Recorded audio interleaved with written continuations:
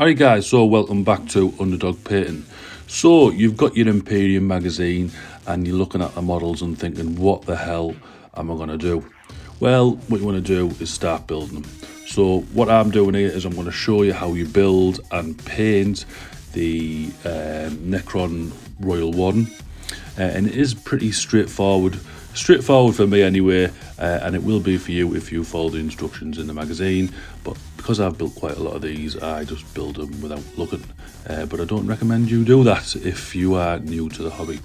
So what I'm doing here is basically just cutting out all of the pieces off the sprue that you get for the Royal Warden, and then once I've cut all them parts out, basically what I'm going to do is just scrape off the mold lines, because as many of us know who have been in the hobby for a long time, mold lines is the best part of the hobby, not. So yeah, you are going to get mold lines on models, it's just inevitable. It's just basically where the mold joins basically two halves of the model together and you get a little ridge of plastic. So basically just scrape it off with a knife like I'm doing here, which is extremely dangerous. And as you can see as well, I'm trying to make just a few little adjustments. So the Royal Warden comes with like a cape and stuff like that.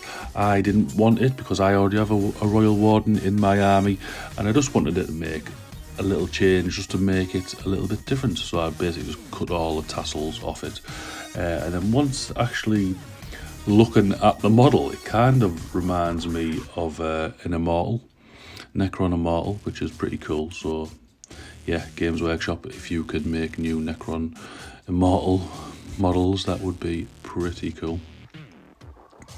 So yeah, just again scraping, and then we'll glue it all together. I will take this time as well, guys, to say if you aren't a member of my Facebook group, please do go over to Underdog Painting Hobby Hangouts and go share your hobby content.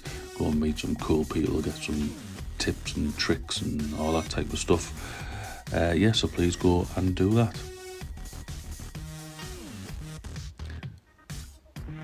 So let's go back to building the model.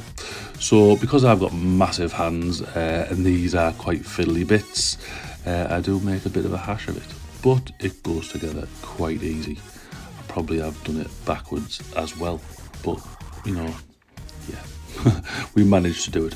The only point on this that I do say it was, for me anyway, annoying was the faceplate. It just, I glued it on and it wanted to push itself back off. So a little tip for you guys is if there's any pegs that you don't really need to have on your model, that another part of the model has to push against, just chop them off. You'll get a cleaner join. And as you can see here, I am holding the model because I have nothing else to do. I'm dropping it.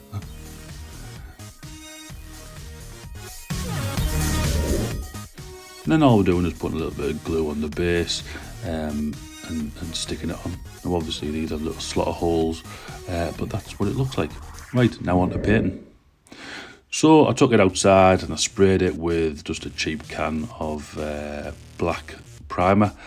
Obviously you can use your Games Workshop if you want to, but you know, if you want to save a bit of money, shop elsewhere, get it for cheaper.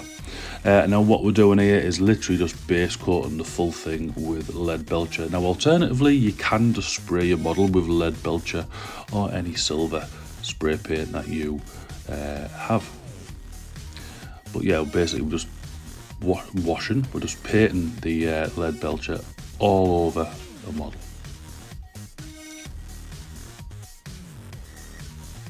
Then what we're doing is getting our trusty wash just to get the shadows into the model there, just to make it look really nice.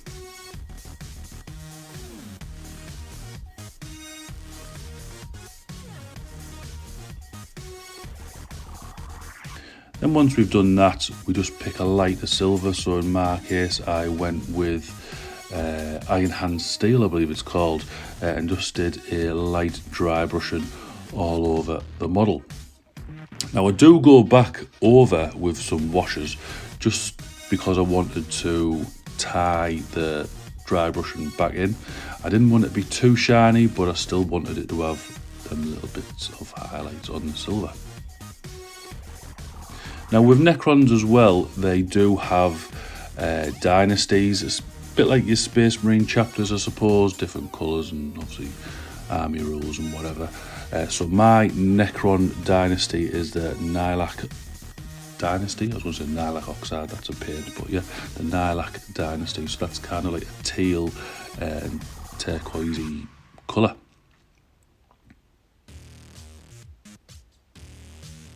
Speaking of which, we are now painting these panels here just for that accent colour. So I started off with Thousand Suns Blue, and we basically just painting the shoulder panels here.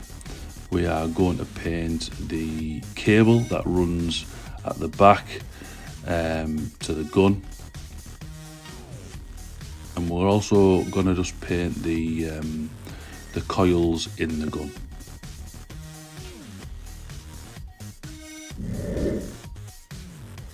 So once you've done that, this is what it'll look like. Now, like I say, I'm gonna wash the model again, so I did with some Nuln Oil, basically just to tie it all in, like I said. And this is where the blue will benefit from it as well, because obviously it'll go into all the little nooks and crannies there and define the model.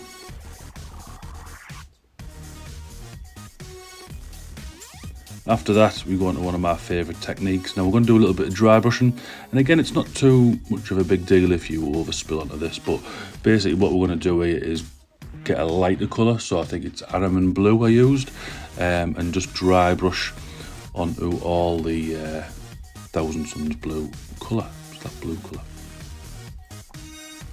It's just a quick and easy way of getting highlights onto your model. Now, as you can see, it is a bit flimsy, this model. When I'm obviously using a bit of pressure, it is wobbling a bit. So just brace it if you can, and then dry brush away.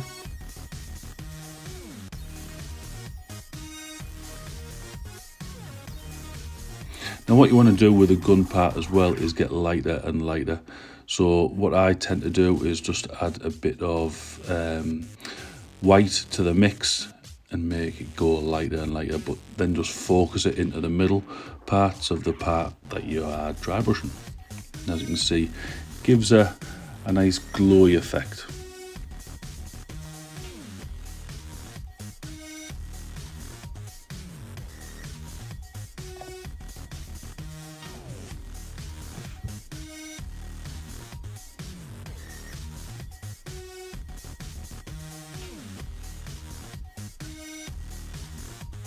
I mean, you can see I've gone over there, the blue spilled over, but that kind of looks like a little glow, little plasma glow coming from the gun there.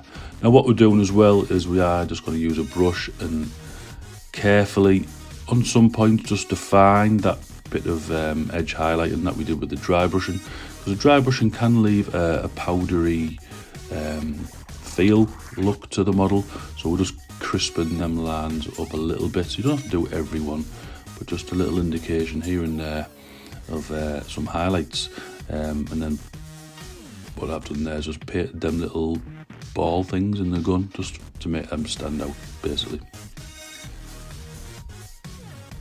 And putting a little bit on that pipe there, and I'll do a little bit on the coils as well in the gun. And that it really is the majority of the model done. Like I say, I'm doing the Nihilak Dynasty, so there I have a little bit of gold. I really do like the Egyptian feel of the Nihilak Dynasty. I suppose Necrons are Egyptian-esque. Yeah, so we will come back and do a bit of gold. So moving on to the gold, I've chose Balthazar gold. It is just a nice mid-range gold. Looks a bit old. Once it's washed with some Agrax Earthshade, it'll look the bee's knees. So basically we're doing the face, and then we're just going to do that little bit of necklace. Is it a necklace or